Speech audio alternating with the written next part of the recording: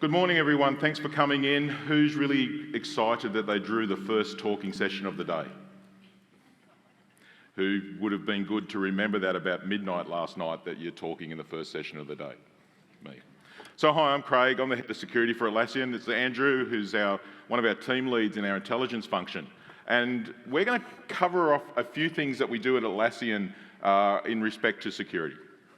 As you know, security is such an exciting subject, and the security community is well loved by business throughout the world. You know, you invite us to Christmas parties, you buy us cakes on our birthday, you're always there, you know, cheering for us and hoping that that's not what happens in your companies. Like, everybody's looking at me going, no, that's not how security works at my place. All right, so let's talk about us. So everyone knows that when you think about security, the most common thing you get told is that outside it's a really bad place.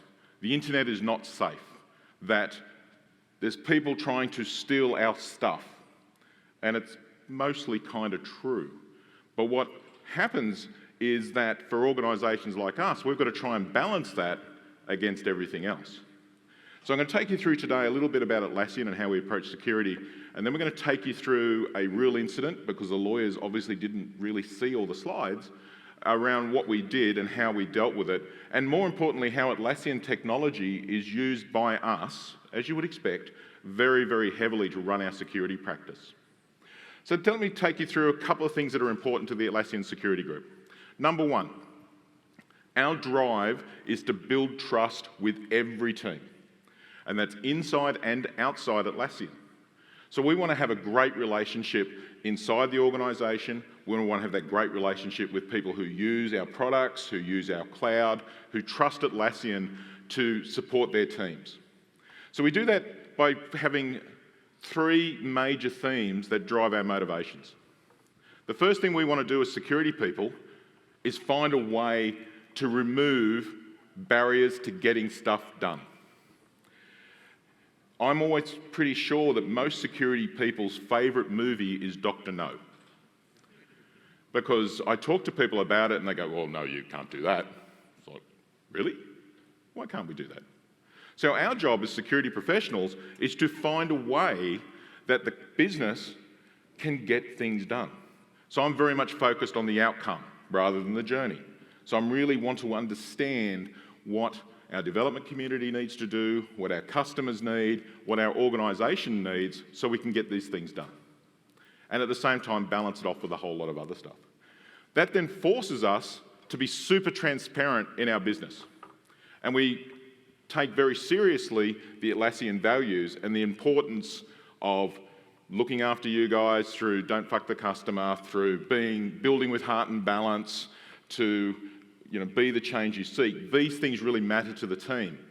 And so we want to be very transparent on what we achieve in that. And the last one, of course, is we want to be incredibly consistent. So you think about it, we're actually not a very big security team, but when people hear stuff from the security team, we want to hear the same answer from every member of the team. And so when we give you information, you want it to be clear, consistent, and go, right, I understand that, and we move on. So let's talk a little bit about Atlassian security team. I will admit this is what happens when the security team, and I think this might be your fault, says to me, boss, is it okay if we design a new logo?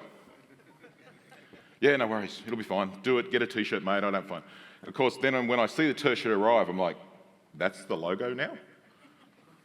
It's probably a better replacement for our old security pony, but that's okay. So this is what happens when we do it. So our security team, we have some unique capabilities. And I really need to check something. My superpower is hiring in bars. I hired Andrew in this bar in Las Vegas. I have hired people in other bars. I really need to check if there's anyone in the room who I may have hired last night at Bash. Okay. Are you starting Monday? Awesome. That's not awkward at all. So that is a real superpower. I get in trouble for that. Where'd you hire Andrew? Oh, in this bar in Vegas. Thank goodness he could do security stuff. Otherwise, that would have got really bad. But what we have to look about is we think about what really matters in the security community. So we handle all the things. We look at How we build trust with trusted Atlassian. We think about our detect and response model. We think about secure by design. How do we work with our development community from the very beginning of development to ensure that everything we ship is ready for use? Now, there's a lot more developers than there are security people, and we don't run a system that forces the security group to check every piece of code because we can't. You saw this morning, those with the keynote, you think about how much code we ship. Our job is to work inside that system and make sure that can happen.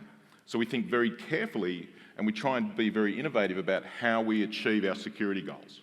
Because ultimately, we have to honour the commitment around making sure that we give great code to our customers. And scale, of course, for us is a huge issue. We've only got a small team. How do we get a multiplier effect in security in the Atlassian organisation?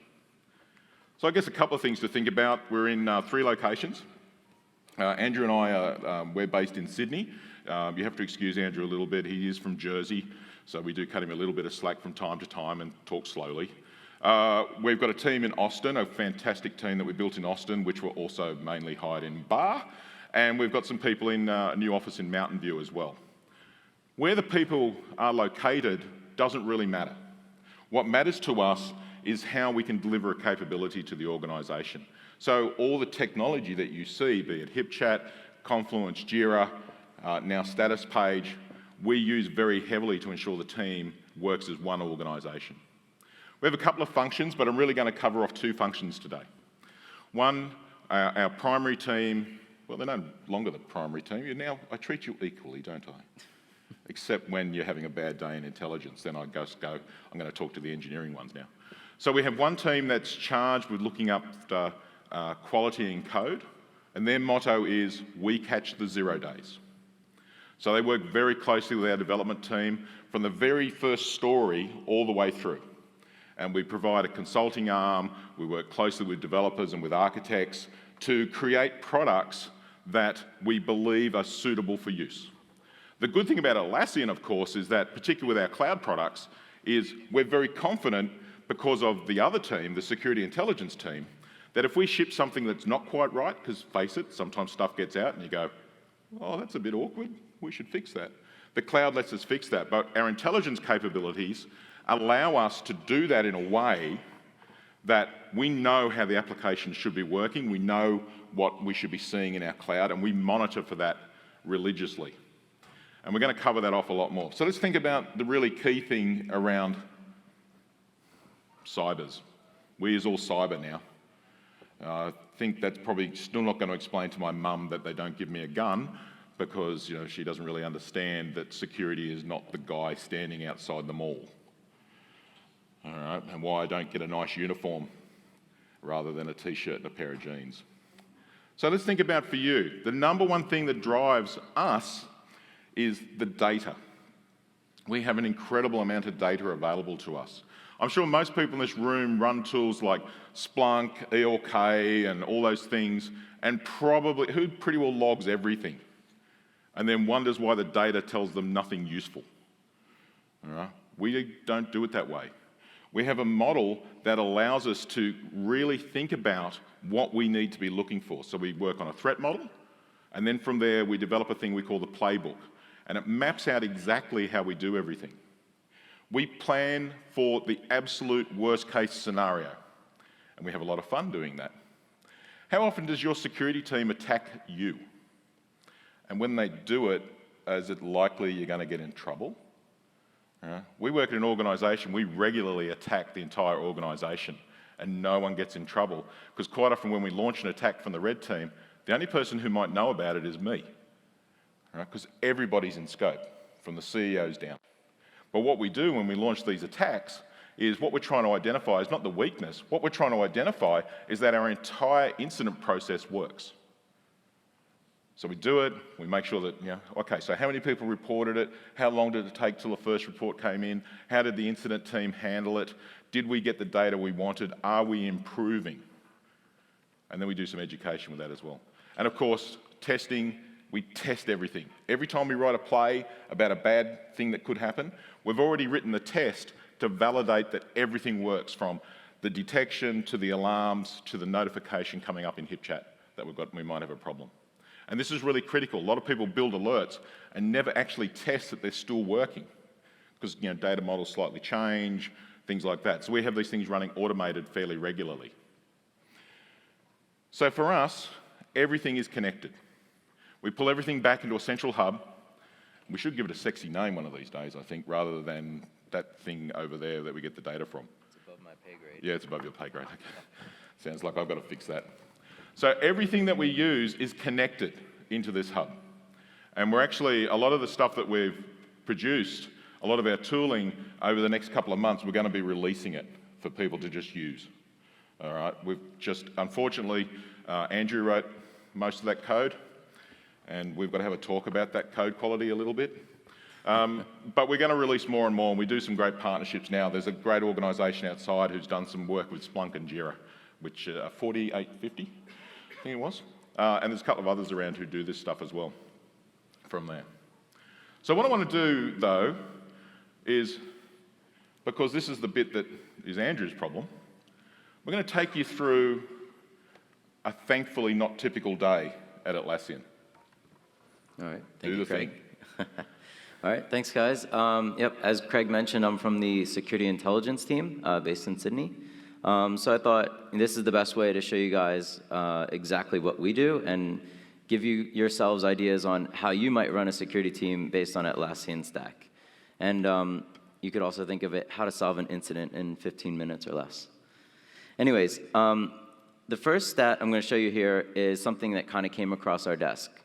I've highlighted it in red and made it gigantic here to for a dramatic effect, but really it was kind of innocent when it was first coming across to us. And on its own, it's not really, doesn't seem that scary or anything like that. So active Bitbucket users at some day in the past went up week over week 25%. And this is in a context of many, many other numbers going up and down all the time. So you might think that there's this massive AI somewhere just looking for crazy stuff to deal with. And so when you think about stuff like this, really what most people have in their head is that Atlassian security team is going to come through and be like, holy shit, not on my shift. We're going to just kill everything, hit the attackers all at the same time. But in reality, it's more nuanced than that. And actually, this piece of data on its own is not enough to grind Atlassian to a halt. So we have to kind of come together and think of it a lot more, more carefully. And of course, we play as a team. It's not just one person sitting here on a big red button, ready to hit things with a giant hammer. So in reality, what we do is we create a JIRA task. Or create a JIRA, as the parlance is. So we start with what we might call an incident. Or it could be developed out of something else, like a kind of small investigation or a report from somewhere else. And really, we want to kind of vet the information that's coming into us. Really, this transition from an investigation into a live incident, which incident is a very particular term, meaning that we throw more resources at it across the company just to solve with it at that given time. This is like a very carefully vetted process. And so we need to agree on all the rankings and weightings to say what exactly goes into an incident, what sort of resources do we need to dedicate it to it as a company. And so everyone really wants to avoid disaster, some sort of company-wide outage or something like that. But in reality, a lot of these things, as Craig said, we're kind of overreacting to. We want to be more cautious than not. And so what we do is we want to validate what's given to us, and then we want to, again, transition into something a bit more methodical than just running around like crazy. So how we track this sort of process around what we deal with is in our playbook. And so playbook really is kind of a collection of Confluence pages. So we document all our stuff in Confluence. It's not really that crazy sounding, right? But we do actually document things. I heard someone say yes, we actually document things in the agile way. And so here you can see a picture of how our team actually creates an incident. And you click the button, and it creates a Confluence page and puts some stuff on it. And what's in those pages is actually procedures about how to react to certain events, what to do if you don't know what to do, who to call if you don't know who to call if everyone else is sleeping, and things along that. And a lot of the sort of energy that goes into it is this preparation. So kind of grinding, kind of boring at times, but it's our day-to-day work that we do to prepare for these sort of very sudden and very manic events. So aside from these kind of intelligence reports and things like that, there's many ways that we can take an investigation or any old ticket in our whole company and promote it to an incident. And so, we take things like email reports. Someone can forward us an email that they've received from somebody else, from one of you guys perhaps. We get data sharing from different industry groups. There might be some address that we should block, an email domain that's been flagged to us for some reason. There's other incidents, the adage that if you look under a rock, you'll find something you don't want. This happens all the time, and so what we do is we find something new in course of investigating something else, we create another incident. And so, the original thing kind of goes on its own, and we assign someone else to take care of the new task. We really like Service Desk a lot because it gives our employees and also our customers a way to interact with us. They can tell us, hey, something's happened in our instance in the cloud. People across the company can say, hey, I saw this particular behavior on my systems. I saw, teammate, A do this, and they can report it to us. And sometimes they'll do that anonymously as well. And then we have our logging pipeline as well. Things can be searched for and queried, and then if some event happens, we can alert the team. And we'll talk more about how that alerting kind of happens as well. So we'll talk first about the first phase, which is detect and analyze. It's kind of 2 steps of our incident handling process, and I'll get started here. It can be a bit like daunting, kind of like jumping off the top of a tower. Here you can see me quite high off the ground. And so really this is like the formation of our incident handling strategy. And again, these words are kind of chosen quite carefully. We use like industry standard terms to step through this process of trying to deal with an incident and react to it. And so we go through a series of steps of trying to grade how serious is this thing that happened. Is there customer data involved? How many customers is it? Are we certain that the customer data was impacted? Things like that. And so this helps us, rate, is it a severity 1 or is it a severity 2? Do we need all hands on deck, or is it something that just myself or one of my teammates can work on in their own time? But let's first talk a little bit more about how our team's put together and the type of people that we like to bring onto the team, because it's a very specific thing. As Craig said, we don't have infinite scale, and we can't, hire a huge team of people to look through crazy amounts of alerts. So obviously, Craig and I met in a bar, and so that'll bring me to my next point, what I call the swiping method. So most security teams out there... Hang on, that's not how we met in a bar. Oh, okay. Well, so most security teams are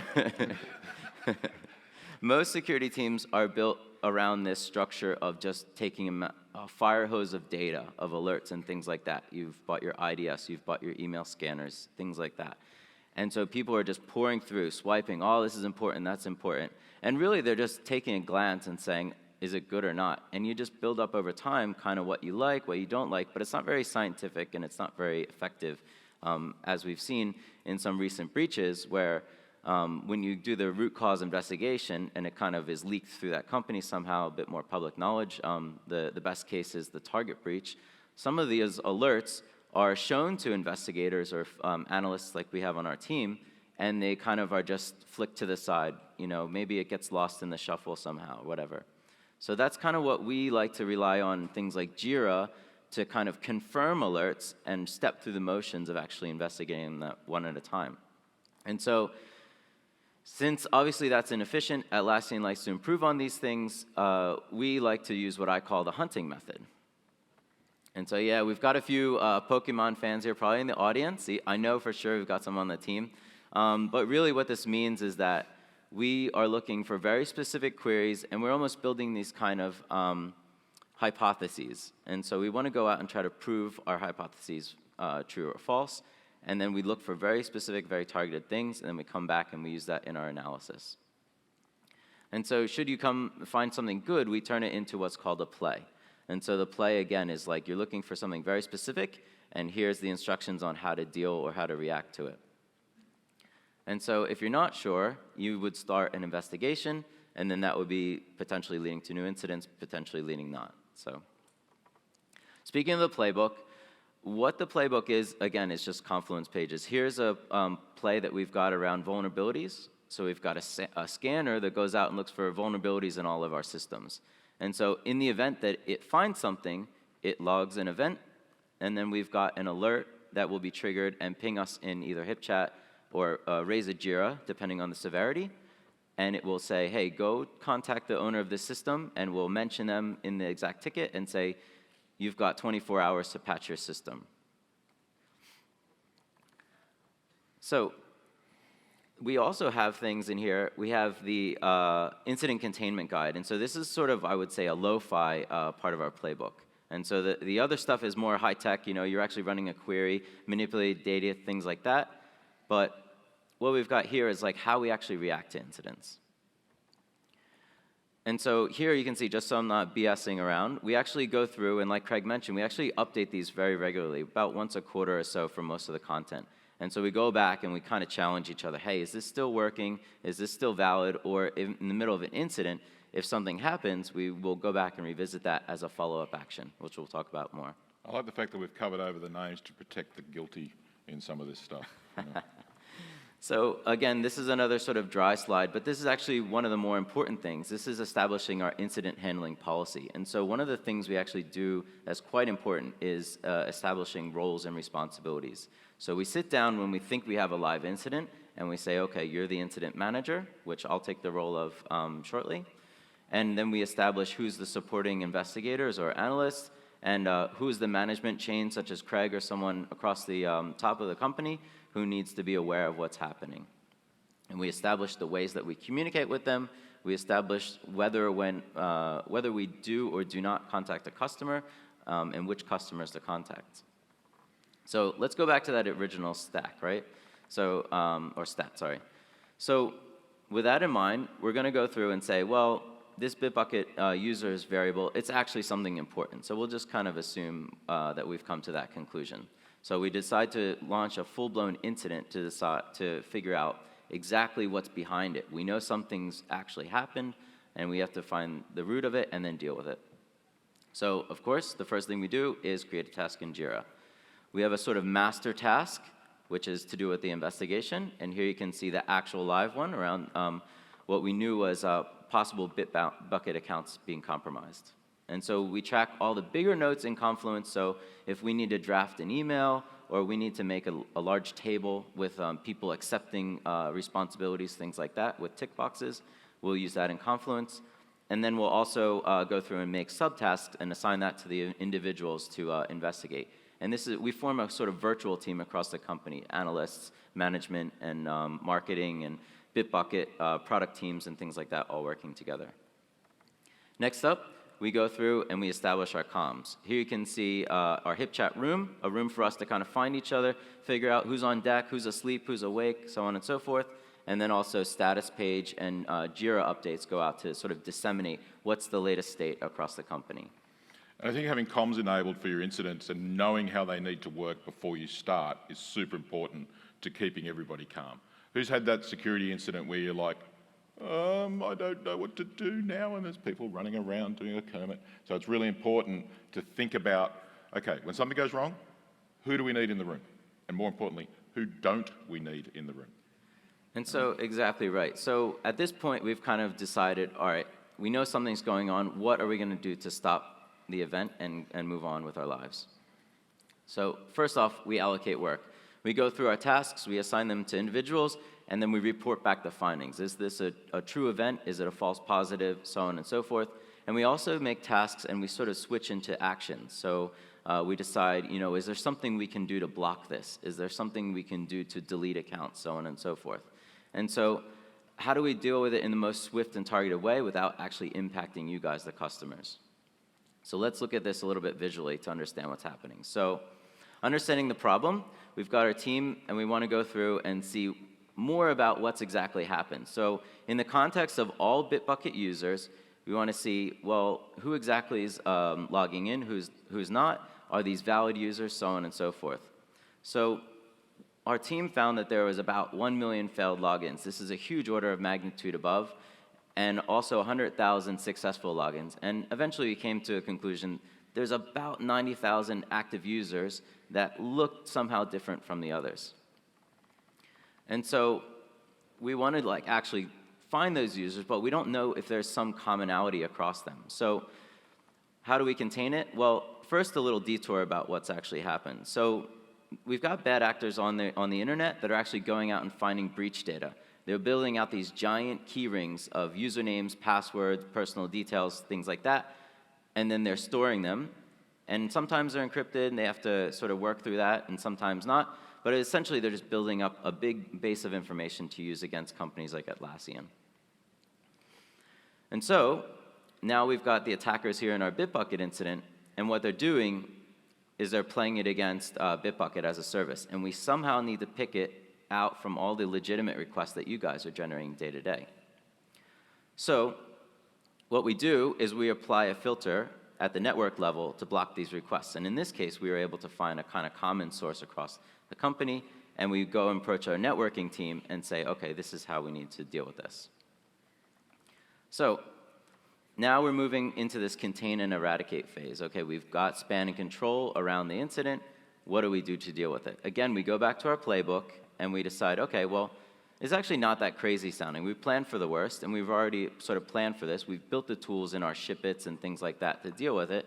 We've built the tools in our BAU, like day-to-day activities to plan for this, and we've actually rehearsed it a bit. So this is a sort of visualization of how our policy is about how do we block a particular IP address. So we notice that all these requests were coming from a sort of similar group of IP addresses. All we have to do is interact with our networking team, which we actually follow the pull request, which goes into their repo, which they use to drive all the networking gear, and then they just go and deploy it automatically every couple minutes through their scripts and their tooling to deploy out to the network kit, and then the block is live within a matter of minutes. And so this is a really cool, almost instant look, the pointy end of the spear, if you will, of months and months of preparation, tons and tons of hours of effort going into planning for this. And so another thing, I'll go back, everyone says, all right, well, we've blocked it at this point. And just like after any good party, we have to do a bit of cleanup. And so what you see here behind the scenes is actually a draft of a real-life communications that we sent out to you guys, some of the customers. And so we've actually, unlike some other companies, we've gone and we've put a lot of heart into how we say it and who we say it to. And we've actually written, in this case, something very specific for people who had two-factor authentication versus your normal users. And so you can see we have a little bit of an approval chain in there. We've gone back and forth about who can say what and who exactly has been impacted. And so then what we do is we also go back into the incident ticket itself, and we kind of keep a tally of what actions have been done from any given time, just to keep ourselves honest, and then go back into the subtask and track what's exactly been done. And so you can see I've kind of assigned myself a few things there as well. And you probably automatically ticked them as green too, didn't you? And it's easy to have so many actions and kind of lose track about what's going on. And that's why we were really religious about anything longer than a couple minutes we put into JIRA. Even if it's just to check an account in a particular system and report back that it's valid or not, we really strive to put everything in JIRA and report everything back into the incident manager so they can keep control of the flow of information and really keep things moving smoothly without doubling up too much effort. And so with that said, what I'll do is pass it back to Craig, and Craig will talk about what happens after the incident's closed, and we move on to the review phase. So like most good incident teams, the minute an incident finishes, we go looking for booze. All right? Doesn't matter what time it is. No, it does matter what time it is, I guess. Well, not for you, straight into it. Each of our teams has a thing they like to do after an incident. Is there anybody here who goes to Austin a fair bit and everything? So there we go to Perry's and go eat pork chop, right? That's the way we celebrate after we've had a win in an incident. But the most important thing, whenever we have an incident, and this is the really big takeaway I want you to think about, is awesome. The incident's over. You've survived, all right?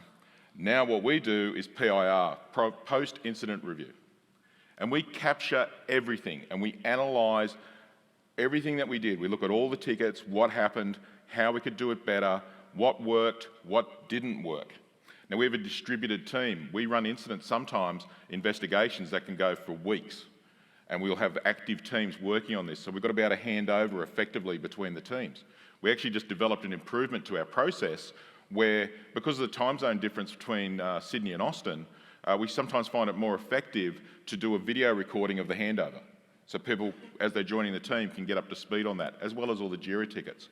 When we run an incident, again, because the team is distributed, when we get time zone overlap, we put the teams in rooms and we fire up the video systems. So it's like one physical room because everyone's sitting at the end of the table and just be talking back and forth. It's a really incredibly efficient way to work when you've got a distributed team. So we find that really important, and you have to do that. And all this flows through in how we can better help you. One thing that I spoke about before, I spoke about the importance of removing barriers, being transparent, and being super consistent. A couple of months ago, we rethought how we should provide that information to you.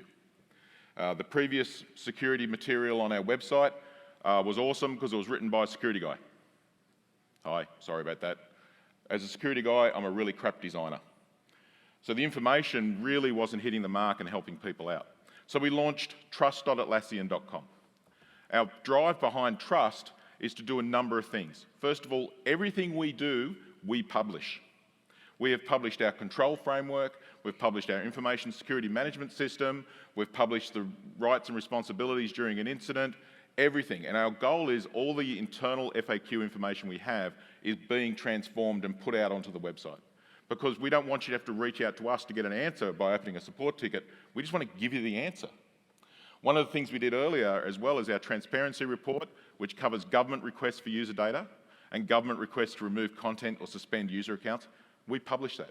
We cover compliance, we cover privacy, and we cover quality assurance. So everything's up there. So please go and have a look. Tell us what works. Tell us what you need us to give you. The other thing we did, everybody knows of standards. Who has to work in an industry where you have to meet some sort of standard, be it 9001, HIPAA, all those things? Aren't they just wonderful?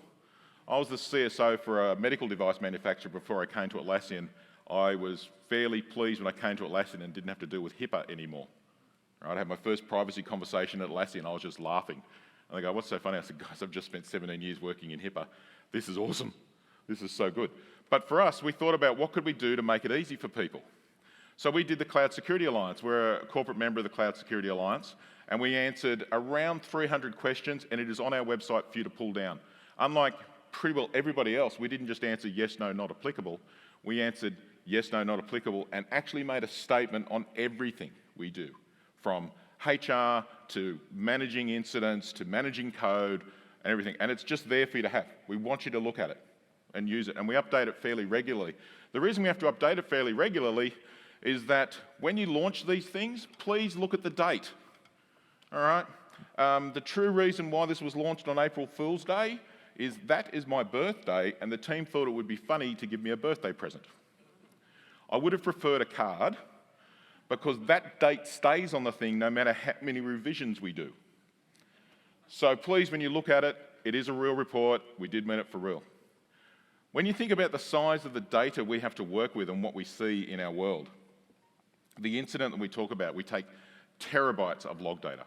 We try and cut it down into megabytes of log data through a very cleverly thought through filter. This is where the playbook fits in.